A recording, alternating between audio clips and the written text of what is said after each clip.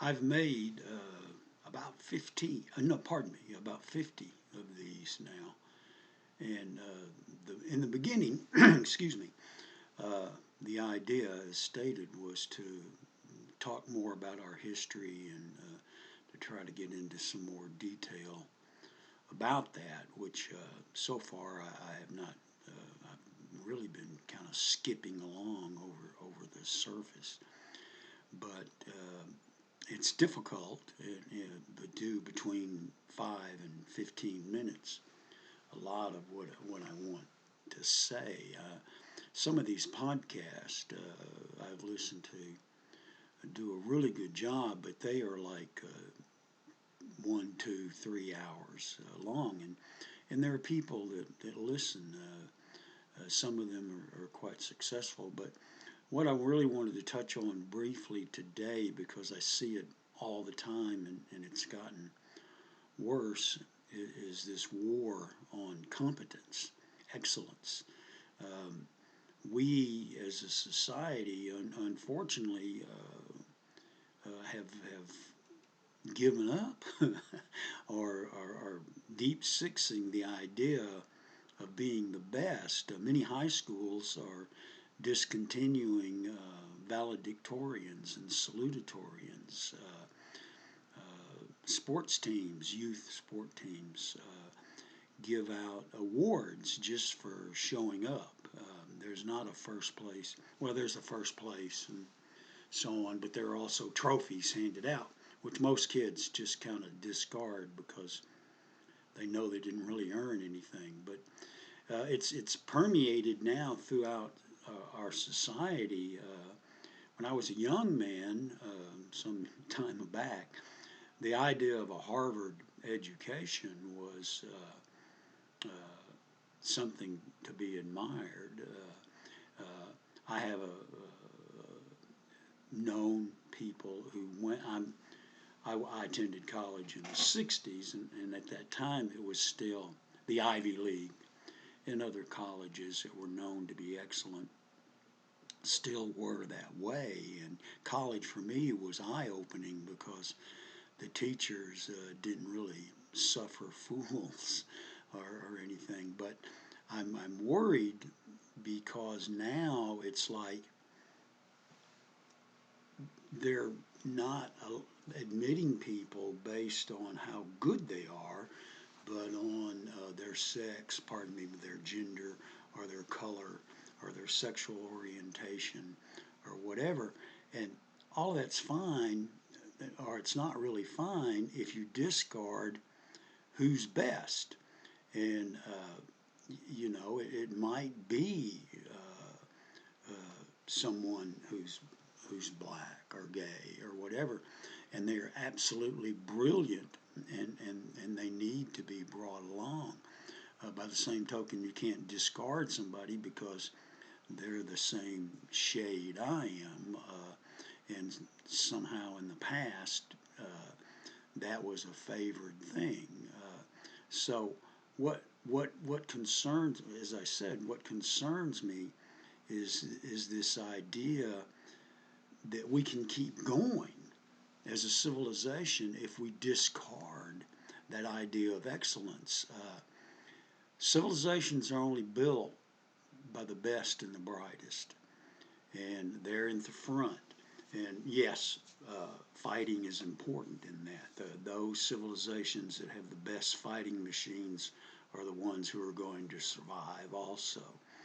But that's part of the competition, and we seem to be putting away the idea of competing. Uh, they're, everybody wants to be included, and if you want to compete, that's fantastic, that's great. But being a more mediocre athlete myself, I competed all through my elementary, junior high, high school years, and I was good enough to make some teams. I was never a star, and that's fine. I enjoyed the competition. I enjoyed the game, and that's part of what's it about. And you admire the people who are really, really good, and they work really hard at it. But the thing is if we just start, well, I had a guy that worked for me a few years back, and he was a nice man, nice young man, and he had graduated. He wanted to be a lawyer, and he wanted to go to law school, but his law school admissions exam was not very good. And basically his college grades weren't that good, and he was difficult in many ways because he had a hard time grasping things in what I won't go into the kind of business I was in. But he was a good guy. He was a nice man and tried very hard, and that's important too. But he wasn't getting into law school. He tried and tried and tried, and there just was no way. And that's sad, but at the same time, you go back all the time. Do you want the best engineer? Do you want the best lawyer? Do you want the person who is at the bottom of their class? If a surgeon is operating on you, do you want the surgeon who was admitted because of whatever factor? Or do you want the best SOB that ever came down the pike operating on you, the one who's the most skilled and the most knowledgeable? You want that person constructing your buildings. You want that person leading your platoon. You want that person leading your corporation. You want the best people you can find doing that. It doesn't matter who they are, where they came from, whatever. You want the best talent you can find. And right now, we're degenerating. When I was young, there was true racism, blah, blah, blah, blah, blah, and a lot of stuff was based on skin color. And I've said this in other videos. I was hoping and thinking we were getting past that. Now we're going back the other way again. And that's not going to solve anything, and it's not going to keep our civilization afloat. And right now, this is Western civilization's the best thing that ever happened to this planet in a long time. Average, ordinary people have been able to earn really good livings and live good lives and raise their children in wonderful environments. And we're letting all that go based on emotional garbage that's been thrown out. Yeah, you feel bad because some people don't get picked, or some people, or if you wanted to be a trumpet player in a jazz band and you're a sorry trumpet player, you don't need to be in that band. I mean, that's just the way it is. I mean, years ago, I was watching a documentary on a man who had been a folk singer, and he was converting to rock, and he was putting together, it's Bob Dylan, he was putting together a new band. And one of the producers on in the record company was a guitar player, and was pretty good, and he thought of himself as very good. And he asked Dylan if he could sit in the band and try out. Well, Dylan had already contacted a guy who's, and I can't think of his name, who was considered the best in the world to play. And this man thought, he said, well, I'm good, let me play. And Dylan said, okay. And that guy, in his own words, he's the one talking on camera, he says, I got in and I'm playing with this guy, and I realized I was a pretty good producer, but I was never going to be able to do what this man did with a guitar. And you have to, and that was good of him to realize that. And it turned out he was a very good record producer. But you have to find your talent, and sometimes it's not what you want to be. Right now, a lot of people want to be reality stars, or they want to be movie stars, or they want to be rock stars. They don't want to be the best carpenter, or the best welder, or the best school teacher. Everybody, there's a comedian I was watching one time. He said he was on the road a lot, and he had roommates back where he lived. He had like 3 roommates, and one of them was a girl, and they all had their own rooms and whatnot. And he came back, and he always brought presents back for them after his road trip, and he was handing out this really good gourmet chocolate to them that he had come across, and the girl said, "Oh, you shouldn't have done that. This is not good for my weight. I'm an actress." And he said, "No, no, no, no. You're not spelling that right.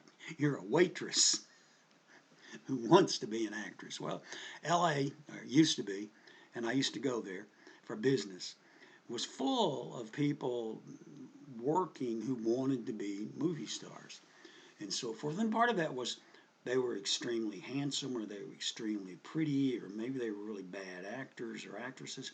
But another thing the old-time studio bosses looked for was charisma on screen. You're just born with that. You can be a fantastic actor, and there were a lot of Broadway actors who were really good who didn't make it in Hollywood because they didn't have that whatever that comes across on the screen. And we have a lot of that now. There are a lot of people that aren't really movie stars. They're good actors, but people don't look at them the same way. But anyway, I'm not trying. The whole point of this is you have to pay attention to excellence. If you don't look for the best and the brightest, we ain't going to be around very long. And by that, very long, it could mean, in the scheme of history, that might be 100 years more or whatever. But when you let corruption and decadence and sloppy thinking and all that seep in, then you ain't going anywhere, and you're living off of what was created before. Somebody just recently made a Western, I forgot the name of it, but a movie star named Sam Elliott came out against it. And the director, the film was, well, he's an actor, and the director was from like New Zealand. Well, I've not seen this movie. But the thing is evidently the director maintained that the West was a myth anyway, and she could do whatever she wanted. Well, I don't know. That's all I know about what she said. But well, I lived most of my life in Texas, and so were the cattle drives a myth from Texas to the railheads in Kansas? Were the ranch cattle wars a myth? Were the Texas Rangers a myth? Was the Oregon Trail a myth? Were the Arizona Rangers a myth? Were the Indian Wars a myth? All that was real. Yes, there's been myth built into it, and people have been made heroes that maybe they shouldn't have been heroes, and that whole thing. But it took tough, hard, relentless work, and it took work by people who weren't afraid of what they had to face. It was a weeding out of the weak by natural means, and that's what that myth is all about, and that's what the myth that built this country was all about. It was tough, relentless people who persevered in the face of unbelievable adversity. And right now, we don't want adversity. We want easy. And easy is not going to make us last. And it's not going to do us very well. At one time, I grew up in the military, and the military was tough.